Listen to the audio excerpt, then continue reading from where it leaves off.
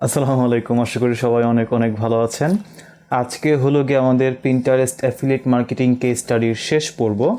আমরা একটা সাইট বানিয়েছিলাম LeanMates.com, তো ওইটারই লাস্ট আপডেট দিব। এই কেস স্টাডির এর আগের আপডেটটা ছিল প্রায় 1.5 বছরেরও আগে।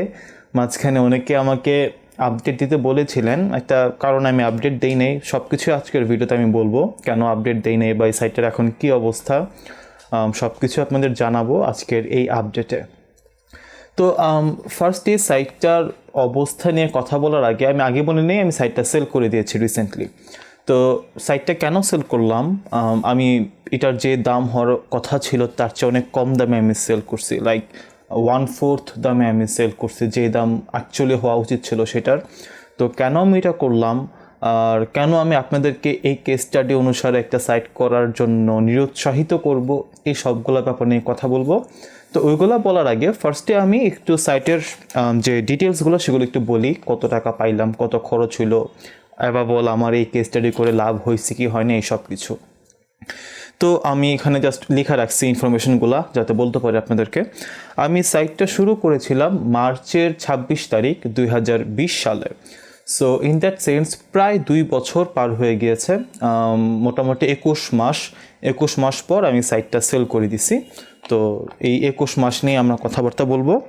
এই 21 মাসে আমি টোটাল আমি ওইখানে কয়েকটা ইয়ার অ্যাফিলিয়েট করতাম ওয়েট লস সাপ্লিমেন্টের, মর্নিশ অ্যাফিলিয়েট নেটওয়ার্ক, এটার মধ্যে একটা ওয়েট লস সাপ্লিমেন্ট ছিল, কয়েকটাই ছিল, আমি কয়েকটাই প্রমোট করছি।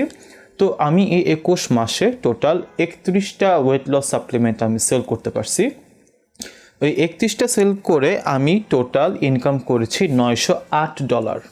সো আমার টোটাল অ্যাফিলিয়েট ইনকাম হয়েছে $908। আমি এখানে কোনো অ্যাড দিই নাই। আর এই সাইটটা আমি সেল করেছি $385।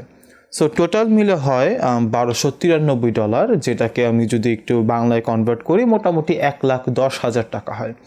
সো এই সাইটটা থেকে আমার টোটাল রেভিনিউ জেনারেট হয়েছে 1,10,000 টাকা। এখন আমি একটু কস্টের হিসাবটা দেখি যে খরচ কীরকম হইল। সাইটে আমি মোটামুটি 22,000 ওয়ার্ডের কন্টেন্ট দিই এবং এই কন্টেন্টের জন্য আমার খরচ হয় 13,500 টাকা বা 14,000 টাকা, এরকম কিছু একটা। সো এটা কন্টেন্টের জন্য খরচ হয়। সাইটটাকে আমার হোস্টিংয়ের জন্য আমার কোনো খরচ করতে হয় নাই, কারণ আমার যে নেমচিপ হোস্টিং, এখানে অনেক ওয়েবসাইট আছে। সো এই সাইটটা জাস্ট ওই হোস্টিংয়ে পড়েছিল। সো এই সাইটটার জন্য এক্সট্রা কোনো হোস্টিংয়ের খরচ করতে হয় নাই, জাস্ট আমাকে ডোমেইন রিনিউ করতে হয়েছে, একবার করা লাগছে যেহেতু 21 মাসের সাইট। সো এই ডোমেইন রিনিউ করতে আমি ধরে নিলাম খরচ পড়ছে 1,000 টাকা। আর আমি একজন ভার্চুয়াল অ্যাসিস্ট্যান্ট হায়ার করেছিলাম। সো তাকে আমি এই সাইটের জন্য কত দিছি আমার এক্স্যাক্টলি মনে নাই, আমি ধরে নিচ্ছি 10,000 টাকা। আই থিঙ্ক এর চেয়ে আমি কমই দিছি, এর চেয়ে বেশি দেওয়ার কথা না, আমি 10,000 ধরে নিচ্ছি। তো সব মিলে আমার খরচ হয় অ্যারাউন্ড 24,500 টাকার মতো। সো এটাকে আমি রাউন্ড ফিগার করে যদি 25,000ও ধরি, তাহলে আমার টোটাল প্রফিট আসে এই সাইট থেকে 85,000 টাকা, total profit after reducing the cost. তো এই 85,000 টাকা 21 মাসে আমি পাইলাম। এইটা আসলে এইভাবে চিন্তা করলে একটু কম লাগতে পারে, লাইক প্রায় নিয়ারলি 2 বছরে আমি 85,000 টাকা পাইছি। সো বছরে কত 42-43,000 টাকা আমি পাইছি। সো এই সেন্সে একটু কম, বাট আপনারা যদি দেখেন এই সাইটটার পিছনে আমি কতটুকু সময় আসলে আমি স্পেন্ড করছি, 2 বছর কিন্তু আমি পুরো এই সাইটটার পিছনে স্পেন্ড করি নাই, আমি অ্যাক্টিভলি ওখানে কাজ করি নাই।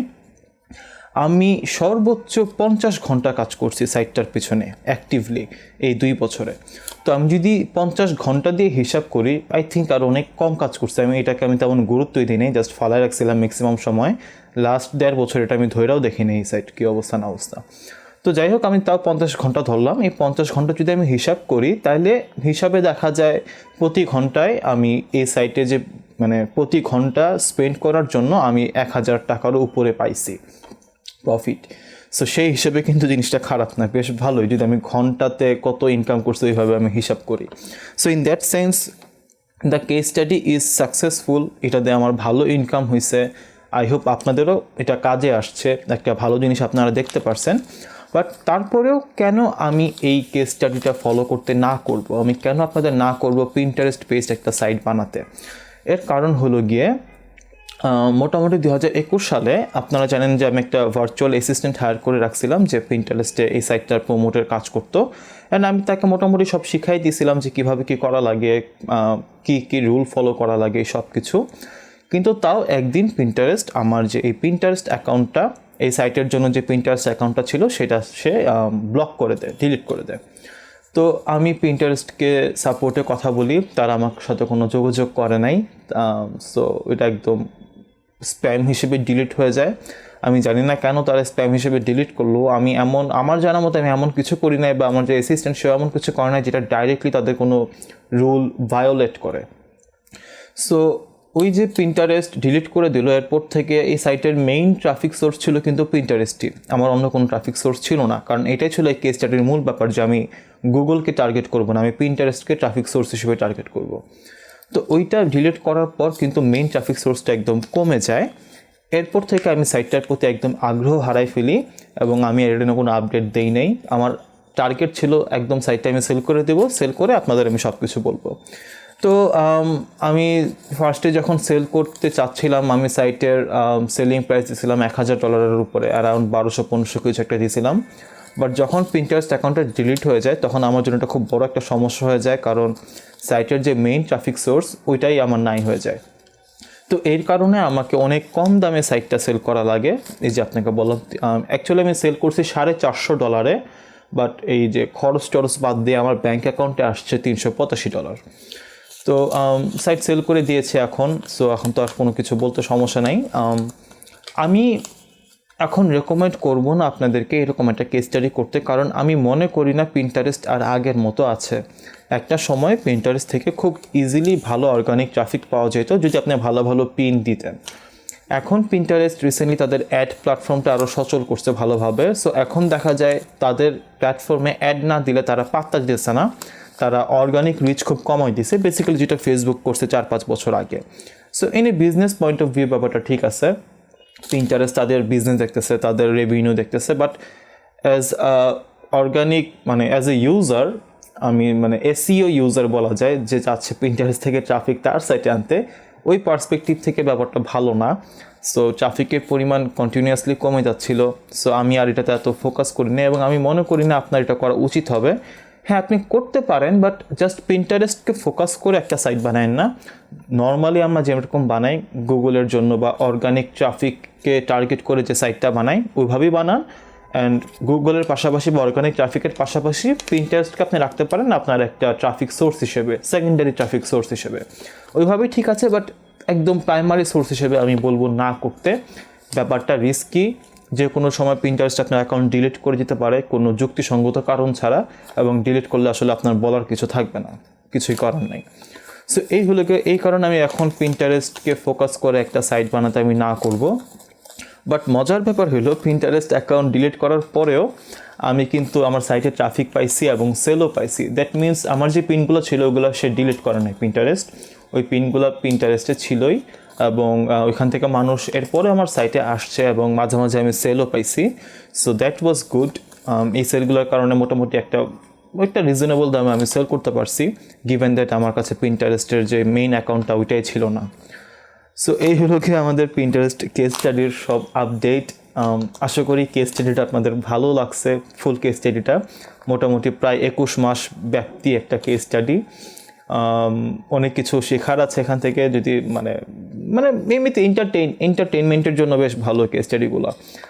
আই নো যে আমি যদি এরকম কিছু দেখতাম আমার খুব ভালো লাগতো। সো হোপফুলি আপনাদেরও ভালো লাগছে, আর যদি ভালো লেগে থাকে কাইন্ডলি একটু শেয়ার করবেন, কারণ অনেকগুলো পর্ব তো। সো যদি একদম নতুন যে সে যদি এগুলো দেখা শুরু করে, একদম শুরু থেকে শেষ পর্যন্ত রিয়েল পিকচারটা পেলে তার জন্য খুব সুবিধা হবে, যে একদম বিগিনার।